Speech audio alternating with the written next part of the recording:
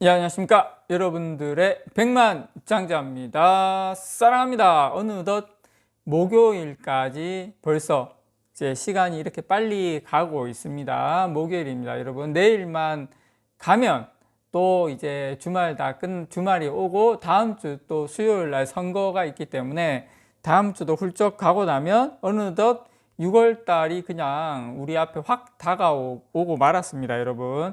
자, 일단 여러분, 제 영상을 꾸준하게 아마 보시는 분들은 아마 다들 느끼셨겠지만, 삼성전자만 이해해도, 반도체만 이해해도 지금 세계 국제 정세가 어떻게 돌아가는지, 세계가 지금 어떤 패권으로 가고 있는지, 무엇이 가장 중요한지를 정확하게 완전한 인사이트를 가질 수 있는, 상당히 반도체가 중요하다는 거를 아마 그냥 단순하게 삼성전자 투자 때문에 이것저것 관심을 갖게 됐는데, 이야, 삼성전자를 중심으로 한 이 반도체가 이렇게 세계 패권 전쟁에서 이렇게 중요하단 말이야?를 정확하게 아마 알게 되셨으리라고 생각합니다. 제가 얼마 전에 조 바이든 미 대통령이 인도태평양 경제 프레임워크 IPEF에 대해서 가입 국가 설명드리면서 이러한 방향으로 지금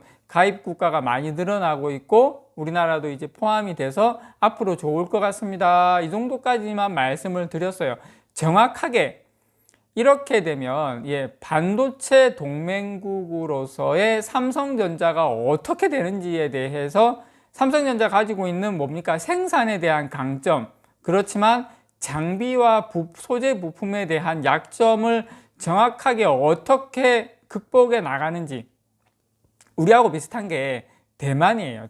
대만도 생산에 대해서는 강점이 있는데 장비, 소재, 부품은 약점이거든요. 반대로 일본은 생산에 있어서는 약점인데 장비와 소재, 부품은 또 강점입니다. 미국 같은 경우에는 생산도 강하고, 생산 강하다기보다 그냥 평균이고, 그 다음에 장비는 상당히 강해요. 그런데 뭐가 약하다? 미국 같은 경우에도 소재하고 부품은 약해요. 미국은 장비에 있어서는 상당히 강합니다. 생산도 그 메모리 반도체는 하지만, 그래서 이 네 나라가, 물론 이제 대만은 빠졌지만 기본적으로 지금 우리가 이 IPEF에 참가한 나라끼리만으로도 상당히 반도체 동맹을 잘 하면, 물론 뭐 대만도 어떻게 보면 포함됐다고 봐야죠. 어떤 시너지가 있고 삼성전자에 앞으로 어떤 강점이 있게 되는지 지금부터 하나하나 한 풀어드리도록 하겠습니다. 자, 일단 미국은 뭐가 강합니까, 여러분? 비메모리, 팹리스가 강하죠. 팹리스 강하고, 뭐 지금 각자 한국, 미국, 대만, 일본 이 4개국이 사실 전 세계 반도체의 거의 80% 이상을 장악을 하고 있습니다. 미국은 뭐 팹리스가 강하고, 뭐 한국은 뭐 메모리가 강하고, 서로 강점, 약점이 다 달라요. 그 이야기 좀 가보도록 하겠습니다.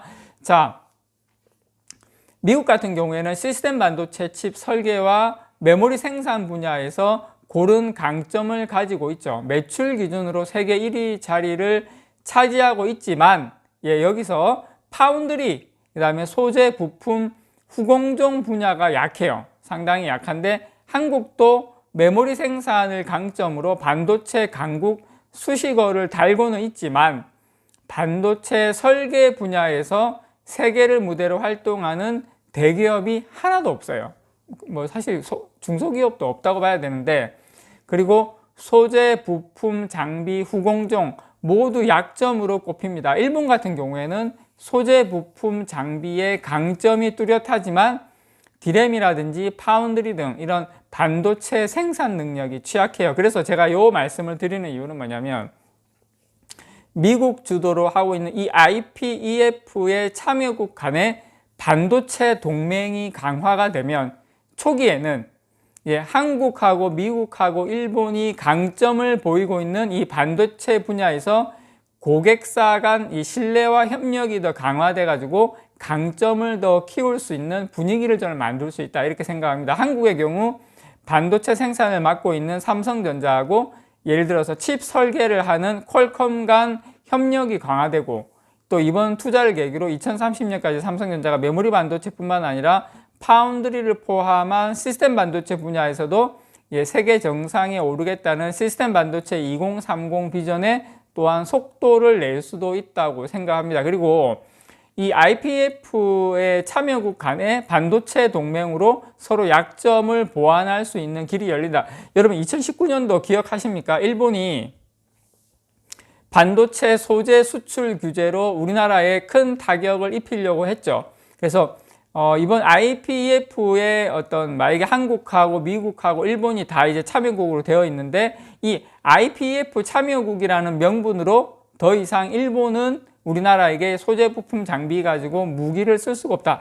일본뿐만 아니라 어떤 나라도 이 같은 회원국끼리 아마 그런 협약이나 이런 게 체결이 될 것 같아요. 그래서 저는 이제 향후에도 이제 요 IPEF가 상당히 이 동맹국 간의 끈끈한 서로 간의 어떤 그 안보와 이런 여러 가지 발전에 그 새로운 또 기술 표준도 만들 수 있고 그런 것에 대한 시너지를 저는 낼 수 있다라고 생각을 합니다. 자, 여기서 저는 이제 핵심인 우리가 중국을 생각하지 않을 수가 없죠.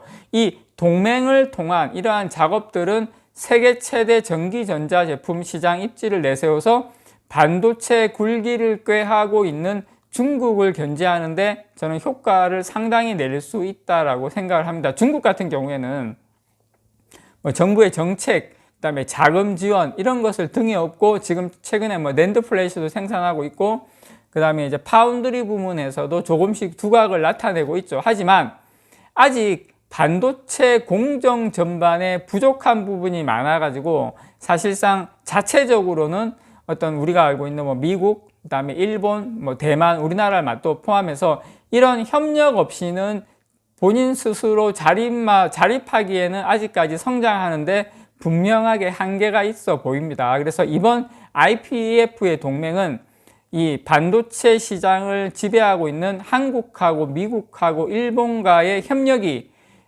중국 입장에서는 상당히 필요하지만 이제 그 협력이 사실상 힘들어졌다. 이 IPEF 참여국 간의 반도체 동맹이라는 끈으로 중국을 완전히 고립시킬 수 있다는 것이 가장 큰 핵심이라고 봅니다. 다만 좀 아쉬운 건 뭐냐면 미국이 당초에 구상한 치포, 한국, 미국, 일본, 대만 반도체 이걸 치포라 그러는데 이 동맹하고 다르게 IPEF 참여국 간에는 반도체 동맹은 이 파운드리에 강한 대만이 좀 배제됐다는 점에서 중국의 노골적인 그런 것은 좀 우리가 노골적으로 이렇게 좀 같이 연합해서 하기에는 조금 이제 아쉬운 부분이 대만이 좀 빠진 것은 좀 아쉬운 부분이 있지 않나라고 생각을 하지만 만약에 삼성전자가 파운드리 부분에서 좀 상당한 두각과 성과를 낸다면 우리가 이 IPEF에 파운드리까지 들어가 있는 삼성전자가 있기 때문에 오히려 이 안에서 삼성전자가 오히려 더 큰 시너지를 낼 수도 있지 않나 개인적으로 그렇게 생각을 합니다. 그래서 이 국제 정세, 세상이 돌아가는 것, 특히 이 IPEF는 물론 앞으로 어떤 성과를 앞으로 얼마만큼 낼지는 모르지만 적어도 우리가 이번에 가입하게 되는 IPEF가 삼성전자 우리에게 앞으로 어떻게 우리가 강점과 약점에서 얼마나 우리의 강점을 돋보이게 하고 얼마나 우리가 가지고 있는 장비와 소재 부품, 후공정, 비메모리 이런 쪽의 약점을 잘 극복하게 될지를 한번 고민해보고 생각하게 되는 좋은 계기가 된다라고 생각을 합니다. 이상 여러분들의 백만장자였습니다. 사랑합니다, 여러분.